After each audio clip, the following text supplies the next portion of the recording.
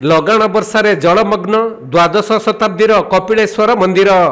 ତେଣୁ ପୂଜାପାଠ ସମ୍ପୂର୍ଣ୍ଣ ବନ୍ଦ। ଢେଙ୍କାନାଳ ଜିଲ୍ଲା କାମାକ୍ଷାନଗର ବ୍ଲକ ବଡ଼ସୁଆଁଳ ପଞ୍ଚାୟତ ଅନ୍ତର୍ଗତ ହାତୁଆରୀ ଗାଁ ନିକଟ ରାମିଆଳ ନଦୀ ଗର୍ଭରେ ଅବସ୍ଥିତ ଦ୍ୱାଦଶ ଶତାବ୍ଦୀର ବହୁ ପୁରାତନ କପିଳେଶ୍ୱର ମନ୍ଦିର ବର୍ଷା ପାଣି ଘେରରେ ରହିଛି।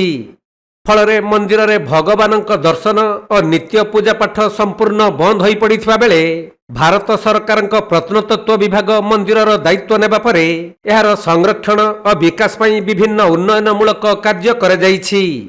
ହେଲେ ମନ୍ଦିରକୁ ସଂଯୋଗ କରୁଥିବା ବ୍ରିଜର କମ୍ ଉଚ୍ଚତା ଏବେ ବଡ଼ ସମସ୍ୟା ସୃଷ୍ଟି କରିଛି।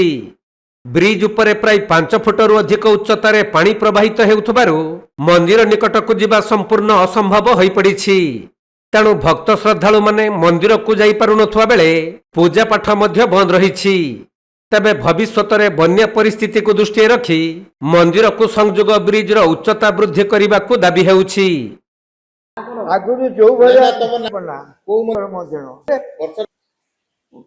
ଏ ମନ୍ଦିରରେ ମାଘ ମାସରେ ଜାଗର ହଉଛି, ଆଉ କାର୍ତ୍ତିକ ମାସ ପୂର୍ଣ୍ଣିମା, ଆଉ ଯାହା ବୋଲବମ। ଆଉ ଏ ବର୍ଷା ଦିନ ହେଲେ ଏପଟକୁ ଠାକୁରଙ୍କୁ ଆଣୁ ଭାରି, ତାପରେ ପାଣି କମିଗଲେ ସେପଟକୁ ନଉ।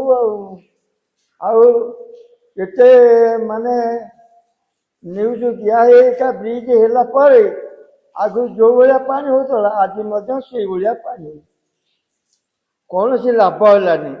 ତେଣୁକରି ଗୋଟେ କଥା ହଉଛି କଣ, ଯଦି ଆଉ 5 ଫୁଟ 10 ଫୁଟ ଭିତରେ ଉଚ୍ଚା କରାଯାଇଥାନ୍ତା ତାହେଲେ ମନ୍ଦିରକୁ ପାଣି ପଶିବ। ହେଲେ ଗୋଟେ କଥା ହଉଛି ମନ୍ଦିର ଟିକେ ଜାଳି ହଉଥାନ୍ତା, ଏବେ ଜାଳି ବି ହଉନି।